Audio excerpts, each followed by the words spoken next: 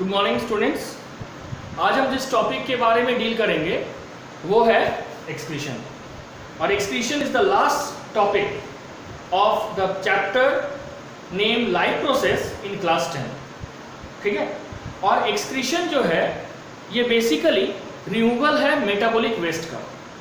यानी अगर एक्सक्रीशन को हमें समझना है तो हमें पहले ये समझना है कि बायोकेमिकल रिएक्शंस के दौरान किसी भी बॉडी में, प्लांट हो, ह्यूमन हो, है ना, इसमें क्या होता है।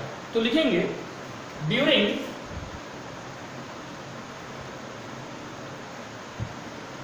Biochemical reactions, during biochemical reactions. Biochemical reactions के दौरान दो चीज होता है। पहला क्या, some metabolites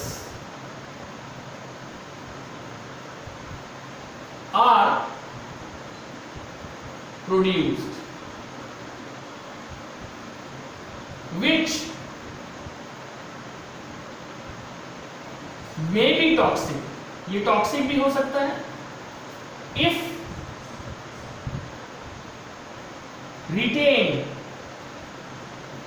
in the cell, if retained in the cell। और दूसरा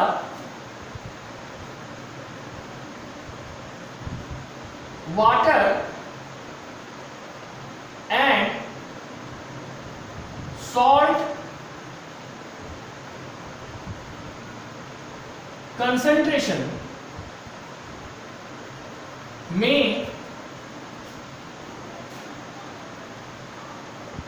इंक्रीज और डिक्रीज।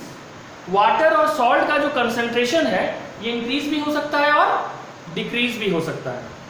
ठीक है,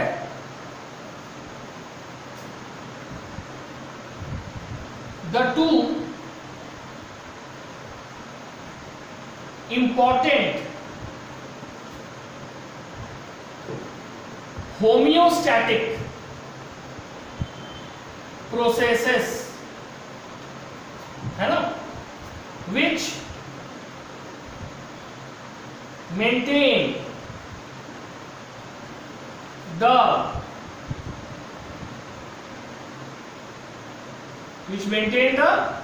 steady state, यानी स्थिरता बनाए रखता है, steady state in the cell of the organism। steady state in the body भी लिख सकते हैं, बॉडी है, सेल है तभी ना बॉडी है। पहला है एक्सक्रीशन। तो एक्सक्रीशन क्या है? It is the removal of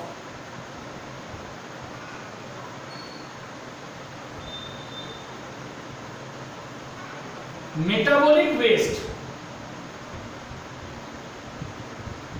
from the body. जब मेटाबॉलिक वेस्ट को बॉडी से रिमूव किया जाता है इट इज कॉल्ड एक्सक्रीशन। और दूसरा है osmo regulation. Osmo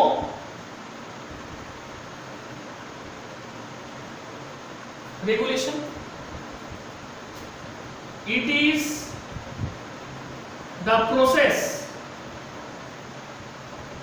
by which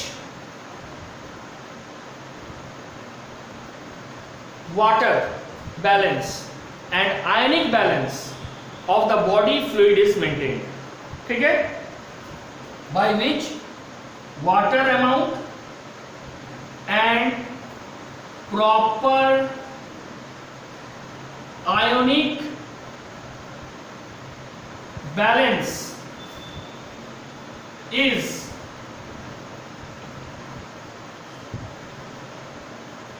maintained in the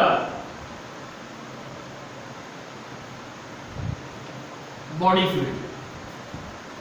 ठीक है, तो ये हो गया दो प्रोसेस। एक्सक्रीशन का मतलब है रिमूवल ऑफ मेटाबॉलिक वेस्ट है, और ऑस्मोरेगुलेशन का मतलब है कि वाटर का अमाउंट और प्रॉपर आयनिक बैलेंस जो है वो बॉडी फ्लूइड में मेंटेन होता है। और ये दोनों ही प्रोसेस क्या कर रहा है, बॉडी को या बॉडी में स्टेडी स्टेट यानी स्थिरता को बनाए हुए रख रहा है, जिसके कारण बॉडी के अंदर का जो मेटाबॉलिक प्रोसेस है वो एक्सटर्नल एनवायरनमेंट के किसी भी चेंज से इफेक्टेड नहीं हो रहा है, और उसी कंडीशन को बोलते हैं होमियोस्टेसिस। क्या बोलते हैं? होमियोस्टेसिस। अब यहां पे सवाल आता है, what is the importance of this two process, excretion and osmoregulation. Excretion और ऑस्मोरेगुलेशन का बहुत सारा रोल है, लेकिन जो मेन रोल है वो समझ लो। सबसे पहला इंपॉर्टेंस ये है कि एक्सक्रीशन के द्वारा जो बाय प्रोडक्ट्स है, किसका बाय प्रोडक्ट्स है, बायोकेमिकल रिएक्शंस का जो बाय प्रोडक्ट है, इसको बॉडी के बाहर एक्सक्रीट किया जाता है, यानी एलिमिनेट किया जाता है। और जब इसको एलिमिनेट किया जाता है तो बॉडी का जो मेटाबॉलिक रिएक्शन है उसमें किसी भी तरह का कोई हिंड्रेंस यानी बाधा नहीं आती। दूसरा, ऑस्मोरेगुलेशन के द्वारा आयनिक बैलेंस को बनाया जाता है, बना के रखा जाता है बॉडी में।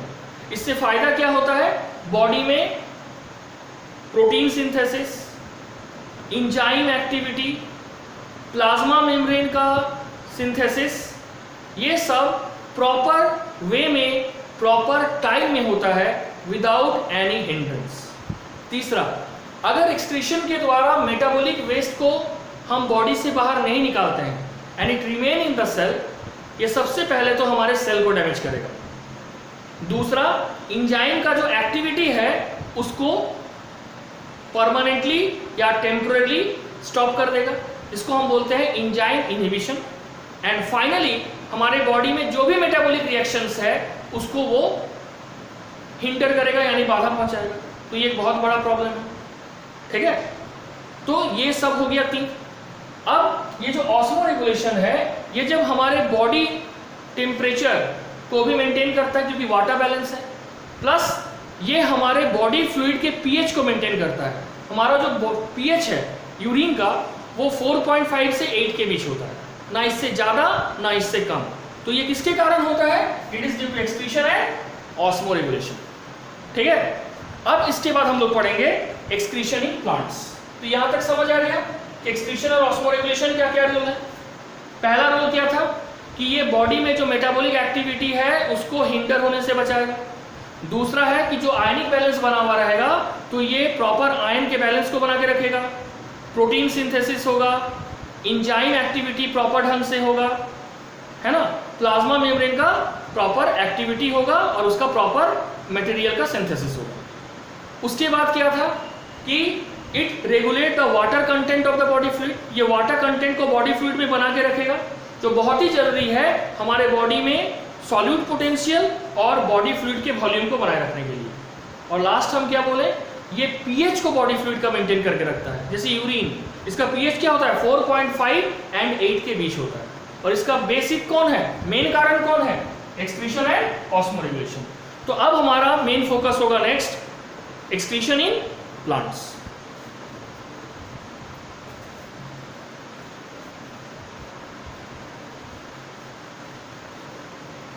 ठीक है, तो अब है excretion in plants. In plants, ठीक है, ओके। सबसे पहले प्लांट में एक्सक्रीशन होता कैसे है, देखो ये तो हम लोग जानते हैं कि प्लांट के बॉडी में बहुत मिनिमम एक्टिविटी होता है, लेकिन प्लांट अपने बॉडी के एक्टिविटी को मेंटेन करने के लिए सम फिजियोलॉजिकल रिएक्शंस को परफॉर्म करता है, ठीक है, जैसे कि फोटोसिंथेसिस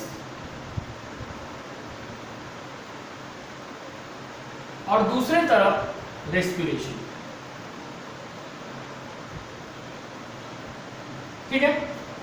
तो फोटोसिंथेसिस का बाय प्रोडक्ट क्या है, O2 ऑक्सीजन, और रेस्पिरेशन का बाय प्रोडक्ट क्या है, CO2 एंड वाटर, यही बेसिकली बाय प्रोडक्ट है। अब CO2 एंड वाटर, ये तो वेपर फॉर्म में रहेगा, और ये प्लांट के स्टोमाटा से, बेसिकली लीफ के स्टोमाटा से रिलीज हो जाता है इन द एक्सटर्नल एटमोस्फेयर। लेकिन इसके साथ साथ बहुत सारे इसके एक्सक्रीटरी प्रोडक्ट है, जैसे लैटेक्स है, रेजिन है, गम्स है, एसेंशियल ऑयल है। तो ये सब कैसे एक्सक्रीट होता है प्लांट में, तो अब हम स्टेप वाइज पढ़ेंगे। ठीक है, देखो क्या पहला, ये जितना भी गैस है ये प्लांट में लीफ से स्टोमाटा के थ्रू रिलीज होता है, और स्टेम में लेंटिसल या स्टोमाटा किसी एक से रिलीज होता है, एक्सक्रीट होता है। लेंटिसल से होगा जब हार्ड एंड वुडी होगा, जब स्टेम में सेकेंडरी ग्रोथ होगा और वो एक ट्रंक में कन्वर्ट हो जाएगा। लेकिन जब ग्रीन और वुडी होगा, जैसे हर्ब या श्रब में होता है, तो वहां पे स्टोमाटा से रिलीज होगा। ठीक है, दूसरा क्या है, दूसरा है कि जो most of the toxic waste product जो है वो क्या होता है, toxic waste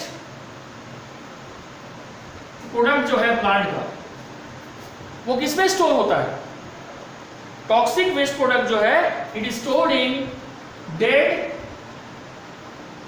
permanent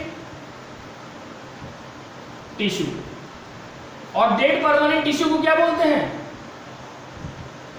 dead permanent tissue को बोलते हैं बेसिकली हर्टवुड, है ना। ये जाइलम का ही पार्ट है जो कि डेड हो चुका है, बेसिकली ट्रंक में पाया जाता है when the stem increases in circumference. ठीक है, प्लस लीफ में पाया जाता है ना, लीफ में भी पाया जाएगा और बार्क में पाया जाएगा, यानी छाल जो होता है पेड़ का, जो कि पीरियडिकली उससे रिलीज होता है। अब जो एक्वेटिक प्लांट्स है, एक्वेटिक प्लांट क्या करता है, it excrete bye diffusion process. ये कैसे एक्सक्रीट करता है, बाय डिफ्यूजन प्रोसेस। ठीक है, अब यहां तक समझ आ गया एक्वेटिक प्लांट कैसे एक्सक्रीट करता है, बाय डिफ्यूजन प्रोसेस। ठीक है, अब 4 the plants get rid of solid and liquid waste product by falling of leaves। ठीक है, हो गया। फ्रूट्स, लीफ और फ्रूट का फॉलिंग या falling of setting of leaves लिख देते हैं, setting of leaves, fruits falling, जब ये टूट के गिरता है, क्या फल जब टूट के गिरता है, और peeling off bark, peeling off. ठीक है, अब जैसे oil, resins, gums, essential oil, ठीक है, लैटेक्स, सॉरी, ये भी तो वेस्ट प्रोडक्ट है। तो ये जो तुम्हारा रिलीज होता है ना, ऑयल, रेजिन, गम, लैटेक्स, ये जो रिलीज होता है ये बाय स्पेशल टिश्यू रिलीज होता है। और उस स्पेशल टिश्यू को हम क्या बोलते हैं, उसका अलग अलग नाम है। जैसे लैटेक्स होगा लैक्टिफेरस टिश्यू,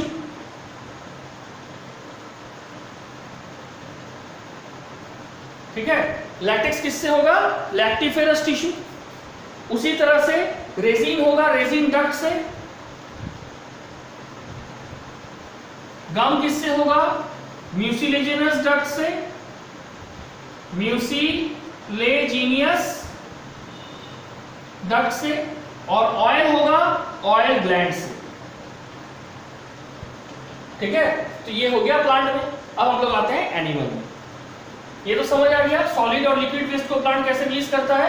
एक तरीका है shedding of leaves, fruit falling और पीलिंग ऑफ बार्क। अब excretion in animals.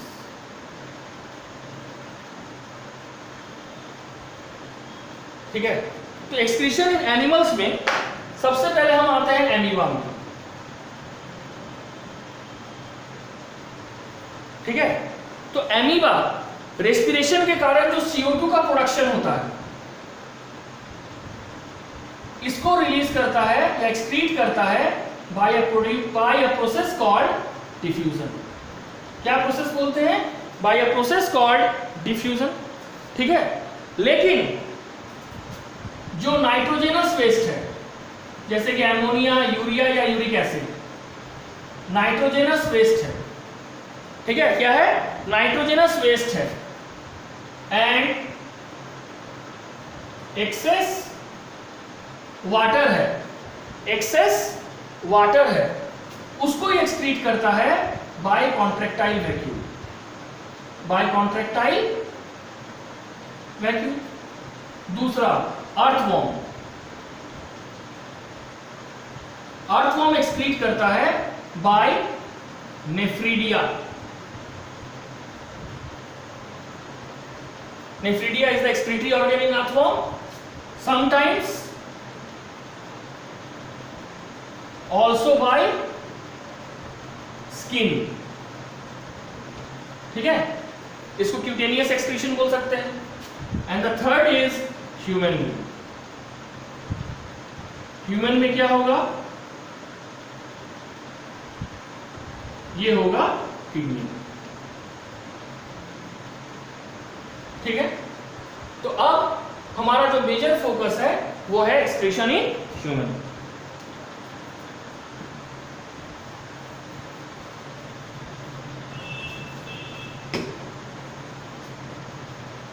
Excretion in human. ये जो ह्यूमन है इसमें दो चीज एक्सक्रीशन होता है।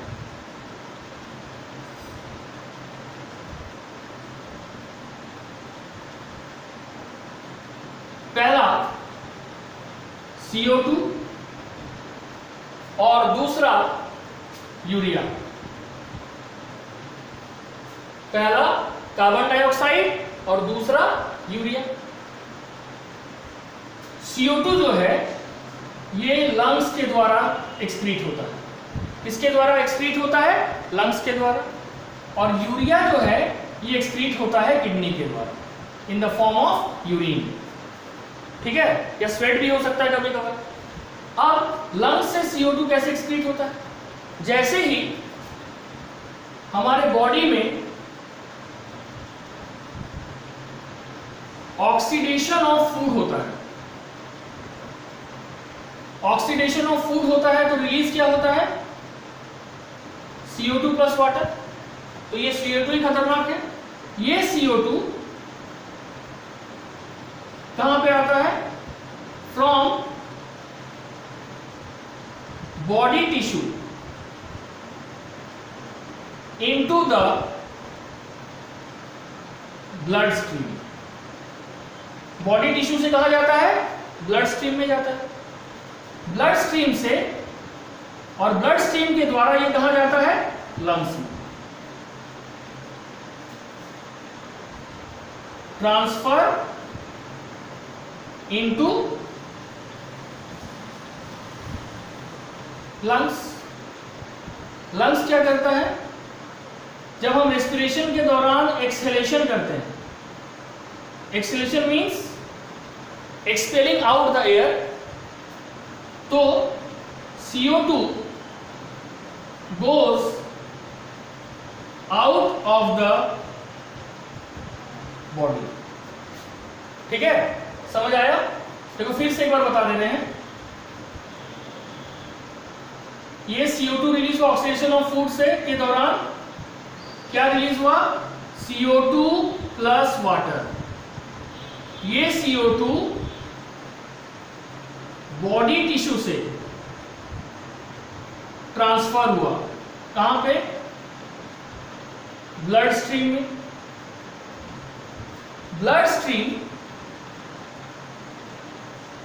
CO2 फ्रॉम, ब्लड स्ट्रीम क्या किया? ये CO2 को ले गया इनटू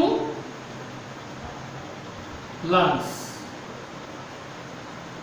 ठीक है। लंग्स क्या किया? During the process of exhalation,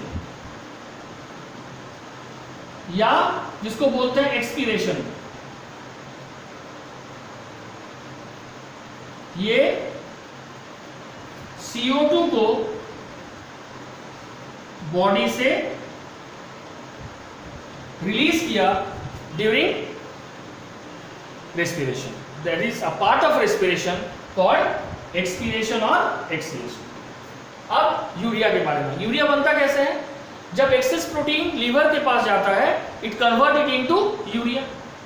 तो अब हमें जानना है what is the excretory system of human,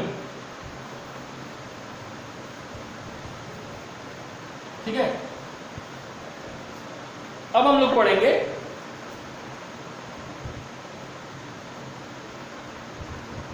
excretory system in human, ठीक है।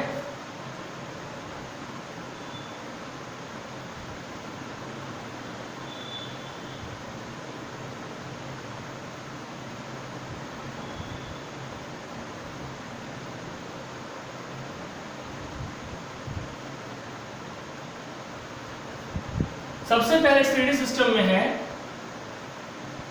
अ पेयर ऑफ किडनी, उसके बाद है अ पेयर ऑफ यूरेटर, उसके बाद है यूरिनरी ब्लडर, एंड फाइनली है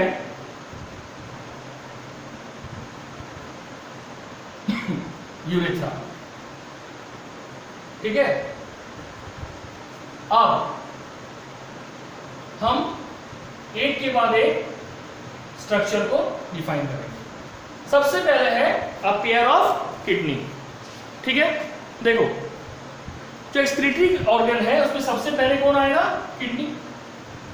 तो किडनी जो है ये बीन शेपेड स्ट्रक्चर, किस शेप का स्ट्रक्चर है? बीन शेपेड स्ट्रक्चर पहला, and it is found on the back side, that is dorsal side of the body, on both dorsal side of the body, on both side of the vertebral column above the waist, just कमर के ऊपर vertebral column के दोनों side में पाया जाएगा kidney, ठीक है। और किडनी का क्या शेप होता है? Bean shaped structure. अब क्या देखो, जो रीनल आर्टरी होता है, ठीक है, रीनल आर्टरी ARTERY, वो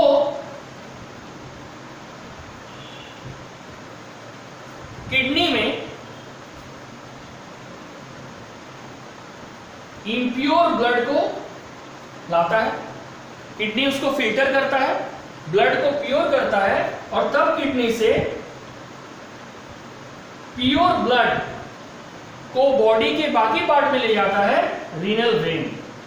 कौन ले जाता है? Renal vein. किसी भी किडनी में दो पार्ट होता है, एक इसके साइड में जो होगा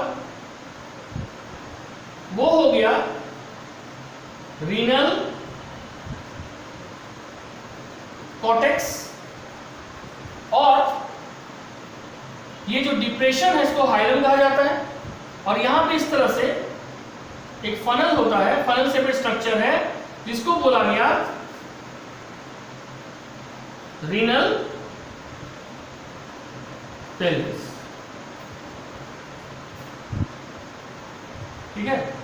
और ये जो स्ट्रक्चर है जो पिरामिड लाइक है, इसको कहा गया रीनल मेडुला। ठीक है, तो रीनल मेडुला जो है और renal cortex, these are the two part of the kidney, and the renal medulla is attached with or linked with renal pelvis, where the concentrated urine is accumulated। और यहाँ पे जब concentrated urine जमा होता है तो ये जो दोनों यूरेटर है, दोनों यूरेटर से जाके कहाँ जमा होता है? यूरिनरी ब्लडर में।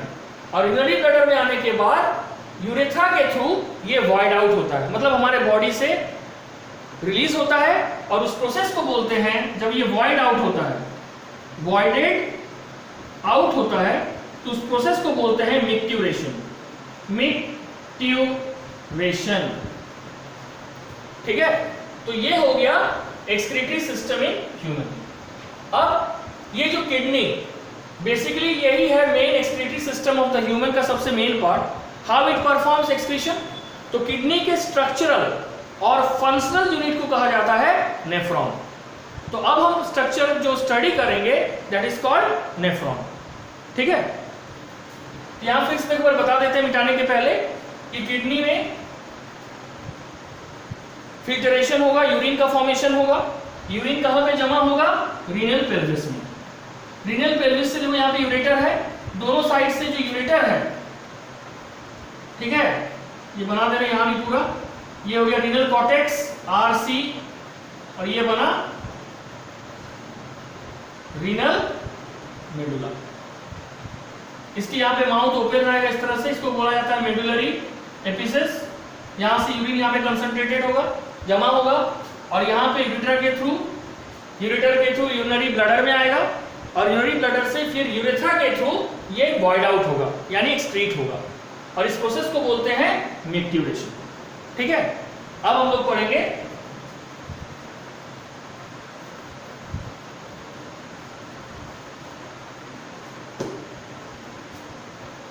नेफ्रॉन के बारे में। नेफ्रॉन क्या है? Structural and functional unit of kidney, है ना। अब इसका स्ट्रक्चर देखो।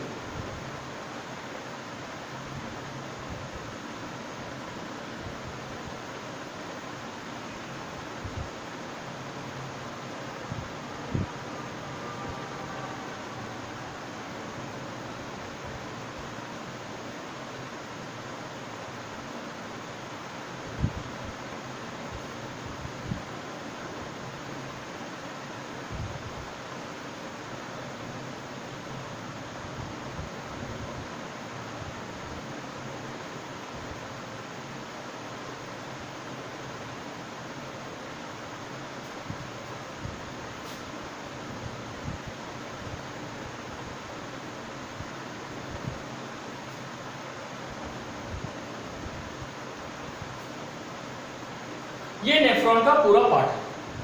सबसे पहले यहाँ पे तो आर्टरियल आ रहा है, एक है afferent arteriole, afferent AFFERENT arteriole, है ना। और दूसरा है इफरेंट आर्टरियोल। एफरेंट आर्टरियोल कैसा है? ब्रॉड। और इफरेंट आर्टरियोल कैसा है? नैरो।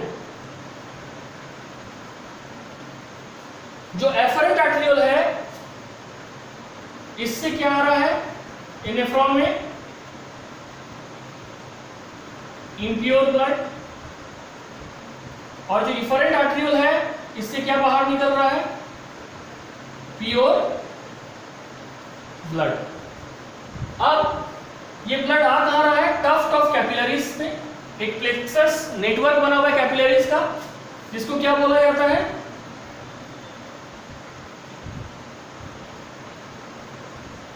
ग्लोमेरुल्स। क्या कहा जाता है? ग्लोमेरुल्स। ये ग्लोमेरुलस बेसिकली इम्प्योर ब्लड को फिल्टर करता है, और जब वो फिल्टर करता है तो ये फिल्ट्रेट कहाँ पे जमा होता है? ये कप शेपेड स्ट्रक्चर में। इसको कहा जाता है बोमेन्स कैप्सूल। और ग्लोमेरुल्स और बोमेन्स कैप्सूल जब हम ये दोनों को इंक्लूड कर लेते हैं एक साथ तो इसको बोलते हैं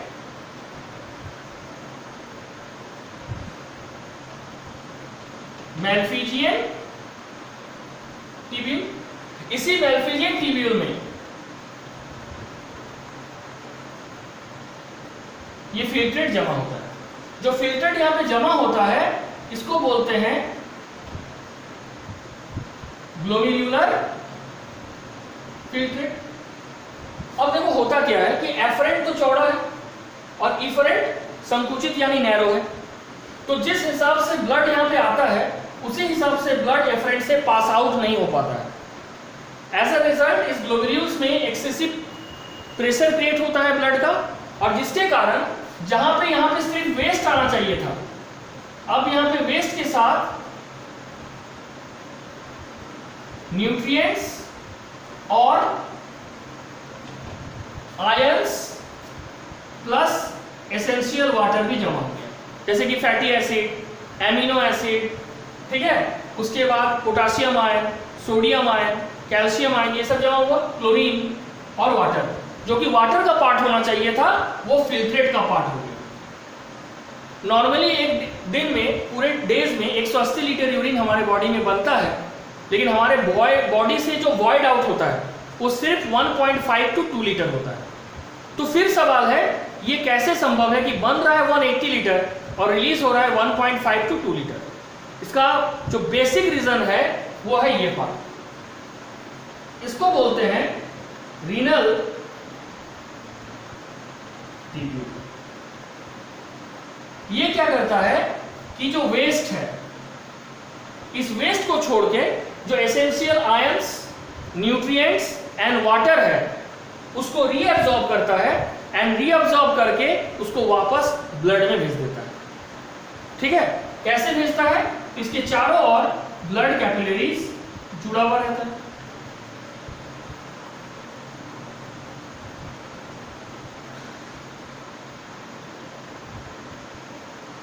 ठीक है, और ये फाइनली आगे कहां पे जमा करता है?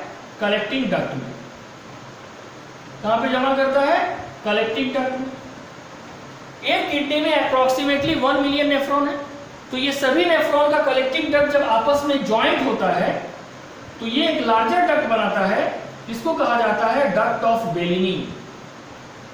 क्या बोलते हैं? Duct of Bellini. और डक्ट ऑफ बेलिनी जो मेडुलरी एपिसिस है उसके माध्यम से यूरिन को रिलीज करता है। कहां पे? रीनल पेल्विस में, और फिर रीनल पेल्विस के थ्रू वो यूरेटर में आता है। यूरेटर से वो कहा जाता है यूरिनरी ब्लडर में, और यूरिनरी ब्लडर से वो कहा जाता है यूरेथ्रा के थ्रू बॉडी से बाहर एक्सपेल आउट होता है। इसको हम बोलते हैं मिक्ट्यूरेशन। ठीक है, अब ये तो हो गया नेफ्रॉन, और जो प्योर ब्लड है वो फिर रीनल वेन के थ्रू हमारे बॉडी में चला जाता है। अब जो कॉमन प्रॉब्लम आजकल जो एक बहुत कॉमन प्रॉब्लम हो गया है वो है किडनी प्रॉब्लम। ये किडनी प्रॉब्लम अगर किडनी प्रॉपरली काम नहीं कर रहा है तो किसी भी किडनी में यूरिया का डिपोजिशन होगा, और जब यूरिया का डिपोजिशन होगा तो किडनी में स्वेलिंग आएगा, जिससे उस इंसान के बॉडी में ईचिंग होगा। ठीक है, बॉडी में स्वेलिंग होगा। तो ये सब से उस इंसान को कैसे बचाया जाए? उस टेक्निक का नाम है डायलाइसिस। क्या नाम है? डायलाइसिस या डायलाइसिस। ठीक है, अब हम लोग किसके बारे में पढ़ेंगे? Dialysis.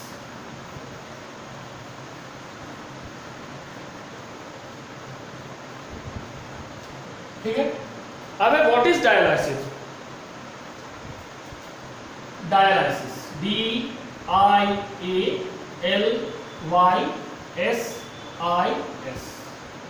What is dialysis? The process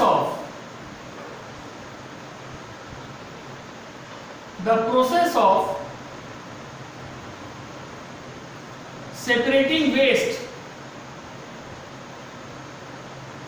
the process of separating waste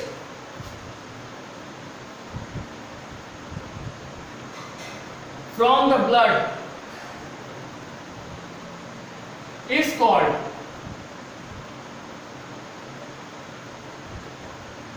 dialysis. ठीक है, अब डायलिसिस को डायग्राम के थ्रू समझाते हैं।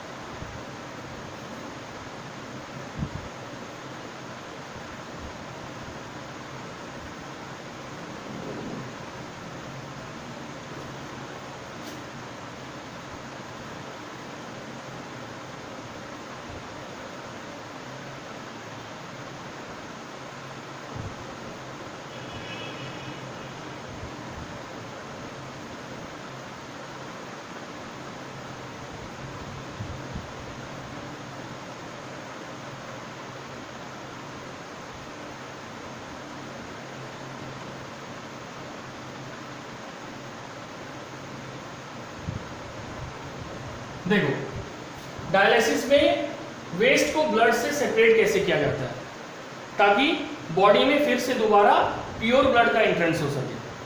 सबसे पहले ये वाला जो ब्लड वेसल्स है इसको मान लो आर्टरी और दूसरे वाले को मानो वेन। आर्टरी से इम्प्योर ब्लड पंप के द्वारा इस ट्यूब में फ्लोट करेगा। ये जो ट्यूब है ये सेलुलोज का बना हुआ है और ये परमिएबल मेम्ब्रेन है। ठीक है, और ये जो चेंबर तुम देख रहे हो ये है डायलाइजिंग चेंबर। डायलाइजिंग चेंबर, और यहां पे ये सब जो हम बना रहे हैं ये है डायलाइजिंग सॉल्यूशन, जिसमें उसी प्रोपोर्शन में वाटर, शुगर, ऐसे लिखते हैं, वाटर, शुगर और सॉल्ट पाया जाता है जो प्योर वाटर में होता है। अब क्या होता है कि जब ये इम्प्योर ब्लड इस पाइप के थ्रू है ना, ट्यूब के थ्रू सर्कुलेट करता है, तो यहां पे जो पानी है इसमें इसका कंसंट्रेशन इस ट्यूब के अंदर के पानी से ज्यादा है, ठीक है, जिस कारण से ये जो डायलाइजिंग सॉल्यूशन है ये लगातार इसमें एंट्री करेगा। लेकिन डायलाइजिंग सॉल्यूशन में जो वेस्ट है उसका कंसंट्रेशन ज्यादा है, तो डिफ्यूजन हमेशा किधर से किधर होता है, हाई टू लो। तो लगातार इस वेस्ट से, इस ट्यूब से जो इम्प्योर ब्लड है उसका वेस्ट इसके अंदर आते रहेगा। कहां पे आते रहेगा, इस सॉल्यूशन में आता जा रहा है। और उसके बदले ये जो डायलाइजिंग सॉल्यूशन है जिसमें प्रॉपर मात्रा में वाटर, शुगर और सॉल्ट है जो कि प्योर ब्लड में पाया जाता है, वो भी लगातार मूव करेगा इनटू द ट्यूब। कहां मूव कर रहा है, इनटू द ट्यूब, ठीक है। तो फाइनली क्या होगा कि बॉटम तक आते आते जो ब्लड है वो कंप्लीटली प्योर हो जाएगा। क्यों, क्योंकि इम्प्योर ब्लड में सॉल्यूट का कंसंट्रेशन ज्यादा है, तो सॉल्यूट का डिफ्यूजन कहां से कहां होगा, हाई टू लो, यानी from tube to the dialysing solution. और डायलाइजिंग सॉल्यूशन में वाटर का कंसंट्रेशन ज्यादा है, तो उसका मूव कहां से होगा, फ्रॉम हाई टू लो, यानी from dialysing chamber to the tube. इस तरह से जो एक्सचेंज हो रहा है, फाइनली क्या होगा कि नीचे आते आते जो ट्यूब का जितना भी वेस्ट है वो इस सॉल्यूशन में आ जाएगा, और इसका जितना भी वाटर, शुगर और सॉल्ट है वो प्रॉपर अमाउंट में इस ब्लड में आ जाएगा। एज अ रिजल्ट यहां तक आते आते ब्लड बिकम प्योर, और ये प्योर ब्लड कहां पे एंट्री करेगा, through when into the human body. इस तरह से यूरिया, जिसको हम बोले हैं वेस्ट, उसको हम सेपरेट कर लिए फ्रॉम द इम्प्योर ब्लड, और ह्यूमन बॉडी में हम क्या डालें, प्योर ब्लड। और इस प्रोसेस को क्या बोलते हैं, डायलाइसिस। क्या बोलते हैं, डायलाइसिस, ठीक है। दैट्स ऑल फॉर टुडे, और यहीं पे लाइफ प्रोसेस चैप्टर खत्म। अब हम लोग नेक्स्ट डे जो डील करेंगे वो है chapter 2, that is control and coordination of class 10। That's all for today, thank you.